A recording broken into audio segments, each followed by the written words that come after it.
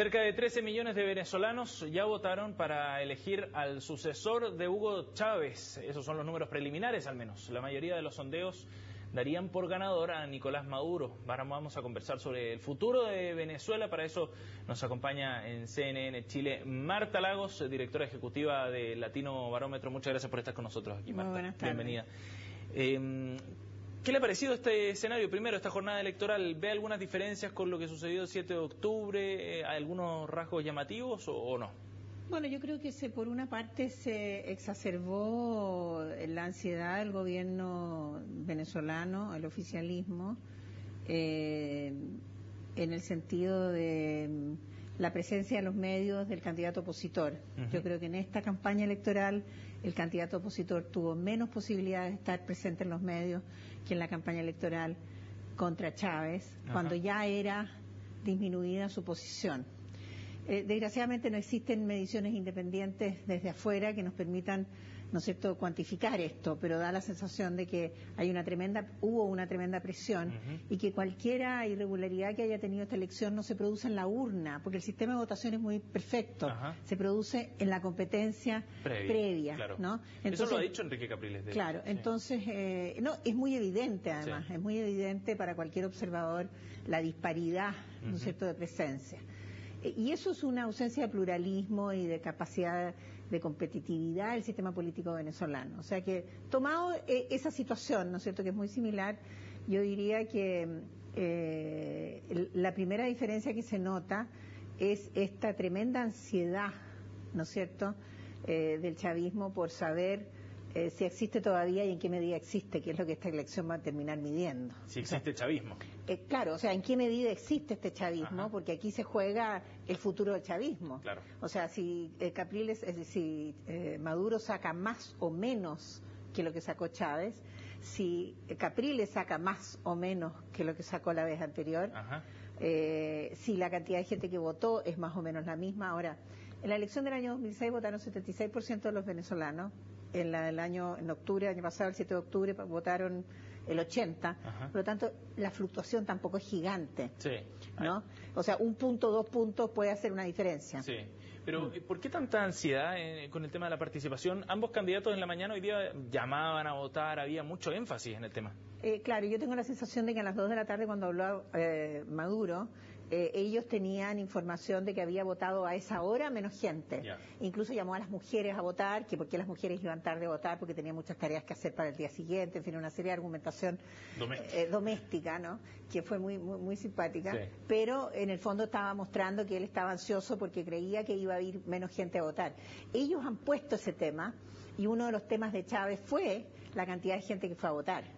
Porque se discute si acaso hay competitividad, se discute si acaso es abierta la democracia que tienen, la elección que tienen. Entonces, si no hubiera ninguna competitividad, si no hubiera ninguna, digamos, si las restricciones fueran tan tremendas, ¿por qué va tanta gente a votar? Porque eso lo hace Ese es el juego ahí que... No, lo hace poco predecible. Es decir, no es predecible que un sistema restringido la gente vaya a votar masivamente, a menos que la obliguen, y en el caso venezolano no es el caso. Entonces, hay algo más detrás de ese voto.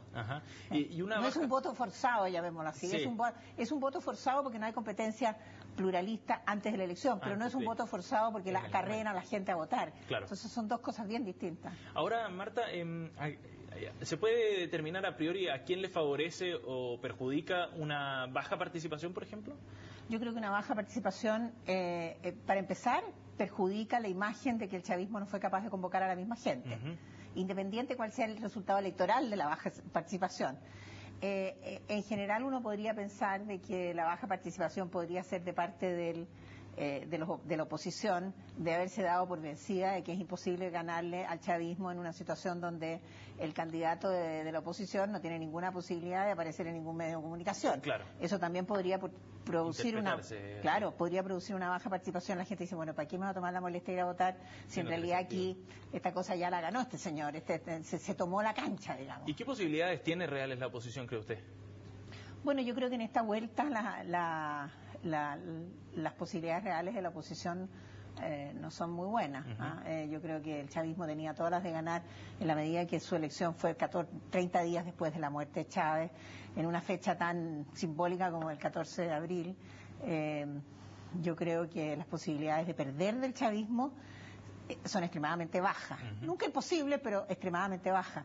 Entonces eso también puede hacer que disminuya pero lo interesante es que si disminuye la cantidad de gente que vota, eso también va a afectar al chavismo. O sea, si bien puede afectar el resultado electoral, también va a afectar el chavismo, porque si Maduro gana con igual o más votos, pero con menos participación, va a haber una discusión posterior de que no fue capaz de convocar a la misma cantidad de gente, etcétera, etcétera. Entonces, ahora, se pueden hacer unas lecturas, digamos, de segundo orden, más allá de quién resulte presidente. Si es que Enrique Capriles logra mayor votación que la que logró el 7 de octubre pasado, ¿se puede considerar también un triunfo para la oposición? Absolutamente. Sí. Yo creo que el tema de cuántos votos saca Enrique Capriles es muy importante para la constitución de la competencia electoral futura, ¿no es cierto? Porque hay que anotar, ¿no es cierto?, que Venezuela tiene en este momento una situación económica complicada, tiene 20% de inflación, y lo más probable es que tengan que devaluar gravemente,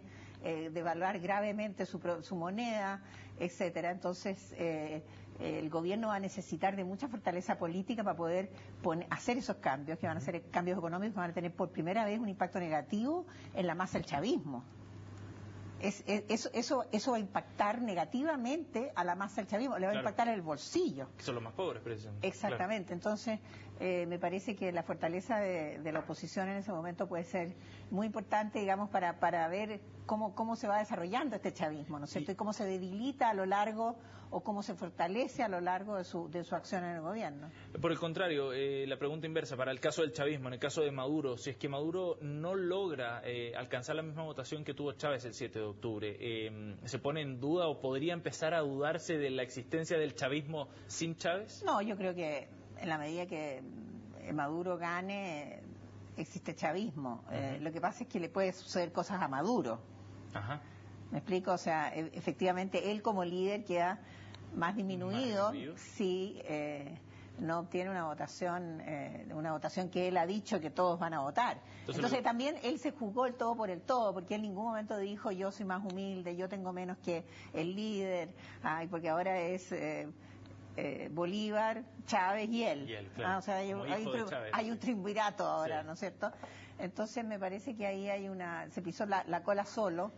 ¿Y podrían haber ahí espacios para pequeñas fracturas dentro del chavismo? Quizás ese sea un riesgo mayor.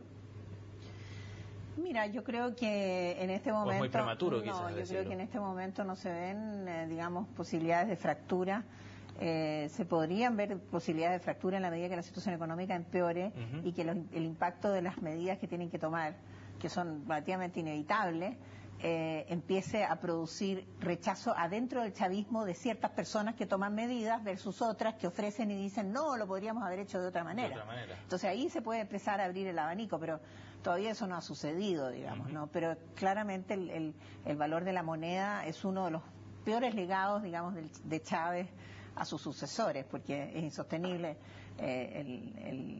la situación de la moneda venezolana. ¿A quién se enfrenta hoy día Enrique Capriles, cree usted? ¿A Nicolás Maduro o a Hugo Chávez? ¿Cuál de las dos figuras pesa más en la elección de hoy? Fíjate que yo creo que Enrique Capriles se enfrenta hoy día más bien a la fortaleza de su propio sector, porque la elección del 7 de octubre pasado fue una elección que por primera vez la oposición aparece en un movimiento y no en un partido político. O sea, la oposición en Venezuela no está organizada en una coalición como están los partidos aquí en Chile, sino que la oposición está organizada en torno a una gran atomización de partidos políticos. En Venezuela hay 80 movimientos políticos que son identificados por la población, 80, no 5, 80. Entonces, el esfuerzo de agrupar a la oposición es un esfuerzo gigante. Enorme, sí. Y es un esfuerzo de movimiento, no de partido. Entonces, yo creo que Capriles enfrenta en esta campaña la debilidad de no ser la cabeza de un partido o de una coalición formal, sino que de ser la cabeza de un movimiento. Yo creo que eso es lo que va a marcar su posicionamiento para el futuro. Es decir, la necesidad, ¿no es cierto?, de pasar a una etapa posterior donde el sistema político venezolano le permita tener un respaldo institucional de distinta naturaleza que la que tiene hoy día. Marta Lagos, directora de Latino Barómetro, le agradecemos su presencia aquí, Marta, para analizar estos temas. Sin duda que los resultados de esta noche van a ser determinantes, ¿no? Y para largo análisis, además. Muchas gracias por haber venido. Muchas gracias a ustedes.